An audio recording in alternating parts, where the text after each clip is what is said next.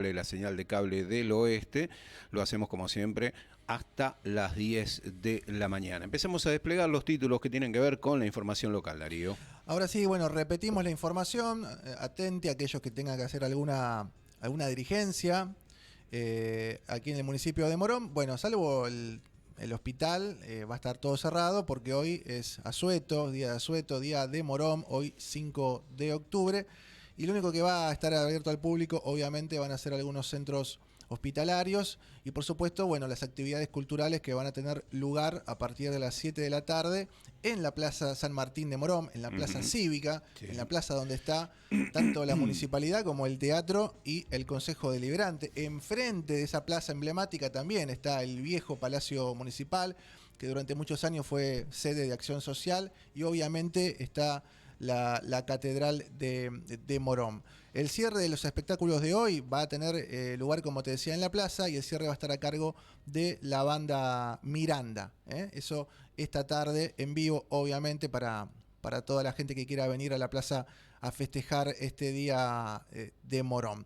Pero bueno, ahí tiene un costado obviamente histórico, para acercar un poquito la historia a nuestros días. Sobre esta jornada tan especial nos comunicamos con el profesor Agustín Algase, que es coordinador dentro del Instituto Histórico y Archivo Municipal de Morón, y justamente para hablar de este día emblemático nos comunicamos con él. Agustín, buen día, ¿cómo te va? Hola, buen día, ¿cómo les va? Muy bien. Bueno, yo hoy cuando tuve que, o anoche mejor dicho, cuando tuve que poner en las redes sociales una fotito alegórica contando qué actividades va a haber hoy, bueno, elegí una foto que encontré ahí por internet, que es la foto de la plaza que ve donde se muestra el gallito y la catedral detrás. Y me parece que es un buen comienzo para explicar por qué se llama Morón, por qué es este día el día de Morón, por qué lo del gallito. ¿Cómo lo podés resumir la historia de nuestra ciudad y nuestro distrito? Bueno, vamos por diferentes cosas, entonces, que como vos muy bien decís, en una foto o en una imagen mental que nos hacemos, son tan poderosas que nos quedan todas asociadas a algo que podría llamarse la Fundación de Morón. Y digamos, no para derribar mitos, sino para explicar cómo surgen estas cosas y a qué refiere cada uno de estos elementos, voy a apelar a un viejo y conocido historiador marxista británico que se llamaba Eric Hobsbawm. Junto con otro autor hicieron una publicación muy conocida que se llama La invención de la tradición. Entre otras cosas, reconstruyen, por ejemplo, cómo en Escocia en algún momento se inventó, como todas las tradiciones, la idea del kilt, de la falda escocesa, digamos, como algo que tradicionalmente estaba y lo veíamos, no sé, en películas como Corazón Valiente. Bueno, cuando existía William Wallace, las faldas escocesas no existían todavía. Entonces, ¿por qué nos van quedando estas cosas tan poderosas? Justamente por el peso y la eficacia de la invención de estas tradiciones. Vos decías la iglesia, el gallo y y mencionaste la plaza. Lo más cercano a la fundación de la plaza, de Morón, diríamos, sería empezar por la iglesia y la plaza, efectivamente. ¿Por qué? Morón no tiene fecha de fundación. Morón no es un pueblo fundado como, por ejemplo, una de nuestras localidades, que es Aedo, que tiene un día en el que se juntan en la plaza, hacen un acto fundacional y fundan un pueblo. Y se hace un trámite y demás. Mucho posterior, ¿no? Muchos siglos después. Entonces, el 5 de octubre no remite a una fecha de fundación de Morón. Morón es un pueblo que crece de forma, digamos, espontánea, ¿sí? Alrededor, sí, efectivamente, de la plaza y la capilla. Entonces, lo más parecido que tenemos a una fundación sucedió entre 1769 y 1776, que un correntino, Marcos de Alarcón, que estaba sentado en la zona y que había comprado tierras sobre la cañada de Morón, una chacra, decide donar en 1769, después fallece, no muchos años después, decide donar un terreno para que se erija una capilla que es puesta bajo la advocación de la Inmaculada Concepción del Buen Viaje, porque hasta ese momento el único centro religioso era en Merlo, ¿sí? Donde estaban los padres mercedarios. Sí. La Virgen de Buen Viaje también hoy se cumple ese día. Supongo que la fecha está relacionada por la patrona justamente de la diócesis, ¿no? Exactamente, a eso vamos a llegar y ahí es donde quería mostrar lo lejano en el tiempo, que la distancia que hay temporal entre una cosa y la otra, que es justamente lo maravilloso de las tradiciones, cómo se juntan hechos con siglos de diferencia. Entonces, Marcos de Alarcón y su esposa, Juana Iturri, donan una manzana para levantar una capilla, ¿sí? Se termina de construir, y alrededor de la capilla, los yernos y las hijas de Marcos de Alarcón y Iturri van loteando, digamos, vendiendo solares urbanos, lo que da origen en un lugar donde solo había chacras rurales a la incipiente formación de un pueblo que unos 30 años después tiene solamente 12 casas, ¿no? Al principio del siglo XIX. Y en 1777, Pascual Alarcón, una de las hijas, y su marido, Faustino Salazar, como también estrategia para valorizar esos solares, esos terrenos que empiezan a vender, además de una generosidad, digamos, está siempre esta operación para valorizar terrenos, lo que hacen es donar el terreno que hoy ocupa la Plaza Libertador General San Martín, entre otras cosas porque en la capilla entraba poca gente y la misa se escuchaba desde afuera, a veces a caballo, entonces le quieren dar un lugar fundacional al pueblo. Ahora, ¿qué pasa? Nada de todo esto sucedió un 5 de octubre. Todo esto lo sabemos por investigaciones del doctor Carlos Viroco, que confirmó una vieja tradición familiar, nuevamente la tradición, que era de un ciudadano ilustre, Alejandro Balsuani, que se lo contaba a su familia porque era heredero de los Alarcón. Sí, yo recuerdo, descendiente. recuerdo esta historia, recuerdo también que en la década del 90, creo que no sé si fue Viroco que escribió que Morón debería llamarse Alarcón o fue Balsuani. En esa línea investigativa hay todo un sector. Hay otra gente que tiene otras teorías, ¿no? De dónde viene el nombre de Morón. Sí, Morón como alusión a un montecillo elevado, que la etimología de la palabra es correcta. Lo que está totalmente, lo que es incomprobable es la otra postura de que los primeros pobladores de Morón venían de la zona de Morón de la Frontera en España. No, para nada. Esa conexión con España viene dada por el gallo, no por el nombre. ¿Y el gallo en qué momento pasó a ser un ícono del distrito? El gallo en la década del 60. El gallo recién en la década del 60. Es lo más tardío, es decir, viene primero esto que sería la etapa fundacional. Después, en algún momento, en el siglo XX, se empieza a conmemorar una fiesta patronal, como en todos los pueblos. Y la fiesta patronal en realidad era el 8 de diciembre. En 1952, durante la intendencia de Luis Villegas, se pasa a celebrar el 10 de noviembre como Día de la Tradición. Y fíjate vos que eso es confirmado en la década del 60, y es entonces la Iglesia en el año 61 la que le otorga el 5 de octubre como fecha propia en el calendario ritual católico, el 5 de octubre para la advocación de la Inmaculada Concepción. Y un intendente de facto en el 67, recién en el año 1967 establece que ese día se conmemore el Día de Morón, el Día de la Patrona, el Día de la fundación del partido, que como vimos no tiene una fecha de fundación concreta, y también de la declaración como ciudad. Morón había sido declarado ciudad en 1936, el 21 de octubre. O sea, el 5 de octubre tiene que ver, como vos decías, con una fecha que le dan en el calendario litúrgico. El gallo es un viaje, digamos, la historia del gallo de Morón es también una historia mítica que surge en España. Es una tradición popular de un antiguo cobrador de impuestos, un funcionario, va variando, porque primero se elabora como tradición oral, que supuestamente el vecindario de Morón de la Frontera en España lo viene a cobrar un impuesto o intervenir en un conflicto faccioso, no importa cuál sea de los hechos, es tradición, digamos, lo atan un palo y le pegan y lo hacen volver, porque él decía algo así como, donde canta este gallo no canta otro, decía, digamos, ¿cómo decir?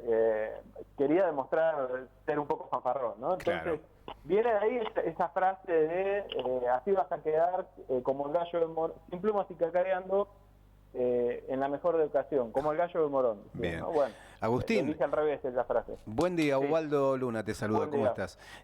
Cuando hablamos de Morón en cuanto a su extensión territorial, ¿hasta dónde llegaba? ¿Cuáles eran los límites de aquel Morón? Bueno, ahí vamos a otro tema. El Morón como entidad administrativa, y de ahí los años del partido, se toma desde 1785, cuando el Cabildo de Buenos Aires designa un alcalde de Santa Hermandad, que era un funcionario con amplias atribuciones en la campaña, para Morón, para la Cañada de Morón, por primera vez separado de La Matanza. En esa época, para tomar una fecha, era una extensión mucho más grande, incluía hasta Lobos, Flores, San Martín, ¿sí? Digamos, un territorio mucho más amplio que después se fue desprendiendo de alguna manera, se fueron formando partidos, propiamente dicho, durante el siglo XIX y hasta 1865 que se separa Merlo. De 1865 a 1995 es el Morón tradicional, incluyendo Burlingame y Ituzaingó, más para sintetizar. Quería comentar, para que quede claro, lo del gallo, cerrando rápidamente. Sí.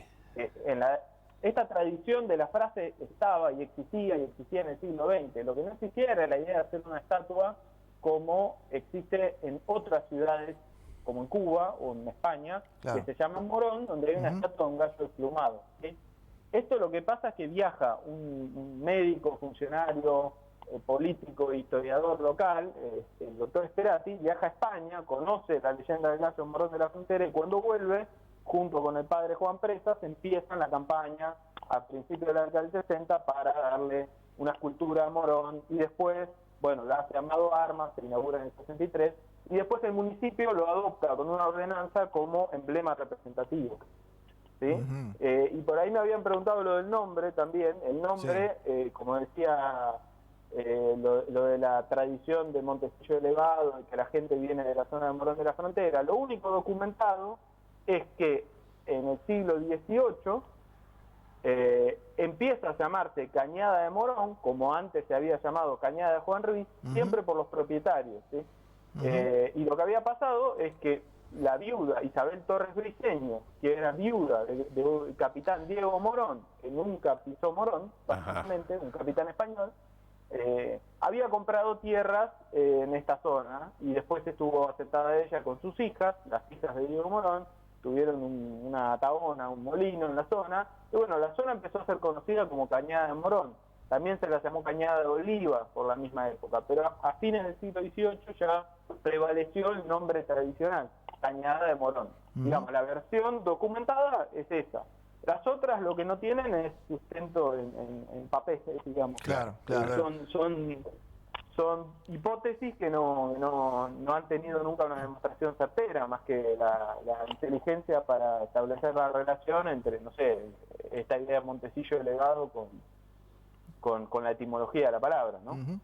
Está todo documentado, decía Alejandro Balsuani cuando venía a la redacción del diario en que laburábamos. Exactamente, porque Balsuani emocionó mucho cuando Viroco encontró un juicio donde, en ese juicio entre dos propietarios que no tenían nada que ver con la fundación de Morón, uno de ellos cuenta esto: el finado Marcos de Alarcón y su esposa Juana de Turri donaron. Y ahí Balsuani dijo, bueno, pero lo que me contaban mi madre, mis abuelos, era verdad. No era. Era verdad. Claro. Agustín, no me quiero extender demasiado porque seguramente tendrás otras ocupaciones, pero bueno, en agosto estuvimos a punto de llamarte porque nos enteramos por una publicación que hizo Casa Rosada de que se había declarado monumento histórico a la municipalidad y a la plaza de Morón. El municipio oficialmente no dijo ni mu. Más allá de que preguntamos, después nos enteramos que en realidad ese proyecto había sido presentado por un historiador local, por Antonio Capellano, y que uno infería que no había festejo por el lado del oficialismo, porque muchos asumimos que es polémica la cultura política y también arquitectónica de la década del 30, de la década infame. ¿Cuál fue tu visión cuando te enteraste de esta declaración de monumento histórico? Aquella obra del municipio de Morón, ¿no?, que hizo el gobierno del ex gobernador Fresco. Bien, vamos por partes. Por el lado de la plaza, ahí no hay ninguna polémica, no hay nada que comentar. Se declara lugar histórico. No es valiosa en sí misma patrimonialmente por algo arquitectónico, por los monumentos que tienen su valor para nosotros, pero digamos como un monumento histórico nacional, lugar histórico nacional, por esto que mencionábamos sobre el origen del pueblo, ¿no? Y la antigüedad. Sobre el Palacio, de parte mía y del Instituto como entidad, digamos, profesional dedicada a la historia, no lo tomamos como nada negativo, al contrario, nos parece que es muy positivo. Efectivamente, el trámite lo inició Antonio Capellano, que es empleado municipal, es historiador local, con el apoyo de Martín Marinucci, durante la gestión anterior, durante la gestión de Tagliaferro. En ese momento, desde el instituto, nosotros nos llegó la información, nos lo comunicó mismo Antonio y nos parecía que estaba muy bien y no hubo una decisión, digamos, real de decir, bueno, esto se acompaña, no, se esperó a ver qué hacía la Comisión Nacional de Monumentos. Después la comisión tiene sus tiempos, nosotros le tratamos de hacer el seguimiento, en la cuarentena nos fue lo más rápido posible, hubo cambio de autoridades a nivel nacional también, y el trámite, digamos que se dilató, pero sabíamos, periódicamente constatábamos a ver qué pasaba, si salía o no, y le ofrecimos colaboración a la comisión también por si necesitaban documentación o todas las cosas que hemos investigado. Y finalmente, a marzo o abril, no me acuerdo de ver en mi casa un boletín de la comisión donde decía que se había aprobado ya. Y estábamos a la espera de que saliera el decreto y nos enteramos efectivamente que salió. A ver, la polémica, diríamos, sería para nosotros hoy qué representaba ideológicamente el gobierno de Fresco y en particular él como dirigente político, que a mí particularmente no es una personalidad que me caiga demasiado simpática en cuanto a sus actitudes contrarias a la ley Sáenz Peña, de persecución del comunismo, de admiración por regímenes totalitarios. Diríamos, hasta una época el fascismo era bien visto por buena parte del sector político y social y hasta cultural en Argentina, como pasaba en todo el mundo. Después, cuando empieza la Segunda Guerra Mundial y aún más después durante la Segunda posguerra, con el descubrimiento del genocidio del pueblo judío y otros pueblos y sectores poblacionales, digamos que ya empezó a ser mucho más difícil sostener un apoyo al fascismo desde un lugar de es una opción política y nada más, ¿no? Bueno, eso, por lo que yo he visto y estudiado, continuó dentro de la visión política de Fresco como algo positivo. De hecho, hay retratos de él posando en la década del 60 con retratos de Mussolini y Hitler. Entonces, bueno, por ese lado, está claro que no debería haber en ningún sector político que apoye la democracia como la conocemos del 83, una valoración positiva de la posición ideológica de Fresco. Por otro lado está la gestión de Fresco, la gestión como gobernador que ha hecho, digamos, en esos 4 años, del 36 al 40, una obra pública muy importante y con mucho peso en Morón porque él vivía en Aedo, como sabíamos. Claro. Y tenía una mano derecha acá que era el intendente Rafael Amato. Ahora, el palacio en sí mismo es muy importante como patrimonio, como monumento histórico nacional por diferentes motivos. Se los voy a tratar de sintetizar lo más rápido posible, pero primero, el arquitecto, el proyectista Jorge Bunge, un arquitecto racionalista argentino muy famoso en su época, múltiples obras hizo, entre ellas la urbanización de Pinamar. La empresa contratista, la que lo construyó, es la del ingeniero Scarpinelli. Esa empresa es la misma que hizo el edificio del Ministerio de Obras Públicas, ex Ministerio de Obras Públicas Nacional, hoy de Desarrollo Social, que está el 9 de junio, de la polémica con García Moritán de hace poco tiempo. Sí. Luego, es en sí mismo una obra representante de una época de la arquitectura racionalista argentina, muy interesante, y además las obras de arte. Entonces, tenemos el valor arquitectónico, después su valor como testimonio de una época. Recuerden que Morón se llamó 6 de septiembre, claro, entre el 32 y el 46, en la escalera están los 6 y 9, en el pórtico está cambiado, originalmente decía 6 de septiembre, y están los relieves de Fioravanti en el exterior que representan el momento del golpe y el apoyo civil al golpe. No es algo que nos guste reclamar como una valoración positiva de la época, pero sí son testimonios de esa época. Y también está el fresco del Consejo Deliberante de Alfredo Guido, donde, peleando la batalla de Caseros de 1852, Alfredo Guido, fiel a la tradición renacentista de los frescos donde aparecen personajes extemporáneos, decidió, digamos, retratar ahí al gobernador Fresco de 1936 y al intendente Amato, ¿sí? Entonces tenemos varios testimonios de la época. Y después, por último, el valor de las obras artísticas. Les mencioné a Fioravanti con los relieves, entre otras cosas, es el que hizo los lobos marinos de Mar del Plata. Alfredo Guido, un fresco, ustedes seguramente conocen, el Consejo Deliberante. El Consejo, sí, la pintura que está atrás de la presidencia. Eso sobre la está pared. hecho con la técnica renacentista del fresco. Es una obra muy importante por su tamaño, por su calidad, y para el mismo autor, que era muy reconocido en la época, fue una de sus obras, la consideraba una de sus obras más importantes. En el Mariano Moreno hay un óleo de Emilio Centurión, que también es un artista muy conocido, y tal vez el menos conocido, que es el que investigué yo, es el que hizo los cristales grabados en ácido que están en el hall, de los cuales se conservan enteros algunos sectores, que fue un artista platense, Atilio Boveri, ¿sí? Fue el pionero en hacer, digamos, obras de tamaño mural en cristal grabado en la Argentina. Y tenemos nosotros ahí también esas obras, o lo que quedó, lo que ha quedado, ¿no? Entonces, tiene valor por diferentes motivos: arquitectónico, testimonio de la época, valor artístico. Sobre el palacio en sí mismo, lo único que podemos decir es que se inauguró en el 40, después de 2 años más o menos entre expropiación, demolición de esa manzana, construcción, y la única transformación importante fue en la década del 70 más o menos, que se añadieron 2 pisos más a la estructura original. Después ahí yo me acuerdo que Antonio Capellano destacaba personalidades que han pasado por el Palacio Municipal, también el hecho de que sea sede del Teatro Municipal, etcétera, ¿no? Pero lo otro también que acabo de mencionar es importante. Así que, perdón, para sintetizar, de parte nuestra, nos parece que es positivo. Lo que hicimos fue elevar un informe, digamos, a nosotros publicar cosas en nuestras redes, hubo alguna entrevista ahí que nos hicieron de un medio, y elevar un informe para que tuvieran las autoridades acerca de cómo fue el trámite y por qué creemos nosotros, más allá de la justificación de Antonio Capellano en su solicitud, por qué creemos nosotros también que cuáles serían los fundamentos, ¿no?, de por qué estos patrimonios históricos, monumento nacional y patrimonio histórico la municipalidad. Más información a aquellos que le interesó toda esta historia y lo que hace el Archivo Histórico Municipal de Morón. Tiene su propia página, también lo que antes era la revista, que ya no sale en papel, ¿no? Me decías ayer. Pueden buscar en historiamorón.wordpress.com. Allí información que van subiendo desde el Archivo Histórico Municipal de Morón, cuyo coordinador es justamente el profesor con quien estamos hablando, Agustín Algase.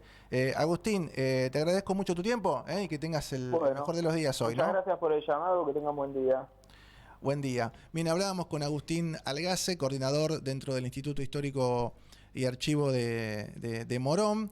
Lo último tenía que ver, bueno, con esta, para mí era una decisión medio polémica, no porque la Plaza de Morón no pueda ser un lugar histórico nacional, o el valor, si se quiere, simbólico de la municipalidad, sino porque fue una obra de un gobernador filofascista, como Manuel Fresco, que también, ¿no?, en aquellos momentos cuando muchas veces los historiadores a veces son poco profesionales y son muy amateurs y muy políticos, y te vendían una historia de Fresco que no era la real, ¿no? Sí, ni siquiera era de Morón, nacido de Morón, ¿no? La verdad es que uno si tuviese otro tipo de programa, invitaría a Agustín a compartir un café aquí y a contar mucho de la historia que tiene que ver con Morón, que es la historia que implica a una gran parte del oeste de la provincia de Buenos Aires, a extenderse sobre tantos otros temas que, sobre todo a partir de los datos y del archivo, permite disipar dudas respecto a ciertas verdades que con el correr del tiempo se fueron instalando y que en realidad obedecen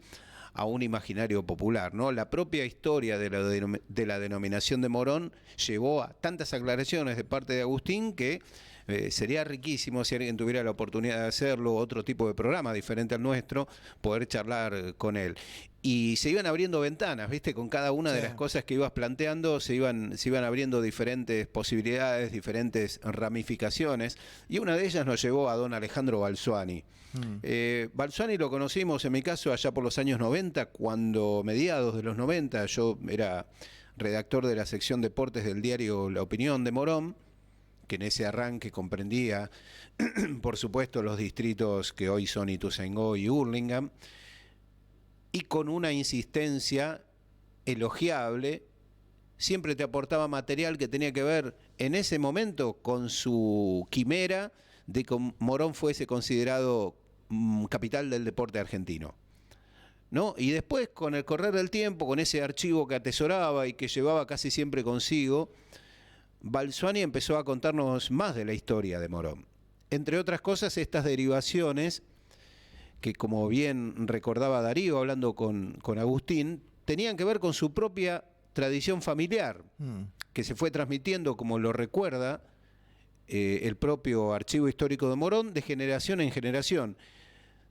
Testimonios que después fueron corroborados por la documentación preservada en el Archivo General de la Nación y que, como contaba Agustín y también lo refrescan en las redes sociales, contribuyeron a reconstruir los orígenes del pueblo de Morón, desterrando viejos mitos, un poco lo que hizo Agustín en el arranque de esta charla, ¿no? Te digo, así como hoy actualmente, bueno, dice, según a quien le preguntes, según qué medio leas, sí, ¿no?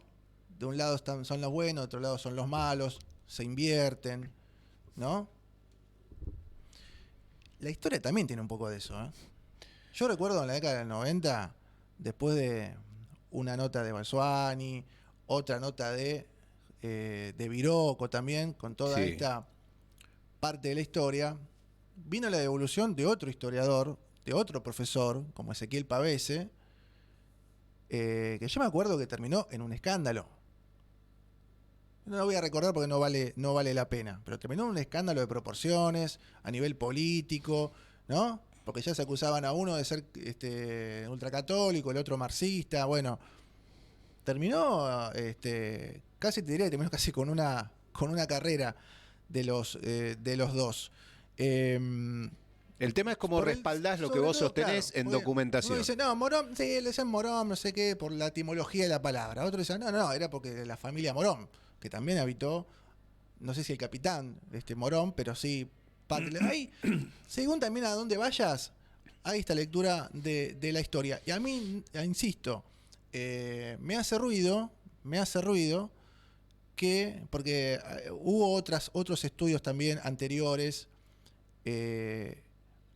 a la publicación que hizo hace un par de años también el Archivo Municipal de Morón, en donde también, ¿no?, se redescubrió la historia, y para aquellos que nacimos en Morón, pero que la verdad no teníamos tanta idea de cómo se había conformado la municipalidad y demás, la presidencia de Adrián Grana en el Consejo Deliberante de Morón lo que hizo fue poner un primer estudio diciendo, miren que toda esta arquitectura vino de parte de un gobierno de facto, o por lo menos un gobierno... En un contexto, simpatizante con un contexto político muy marcado. Pero elecciones arregladas, ¿no?, después de un golpe a nivel nacional y demás.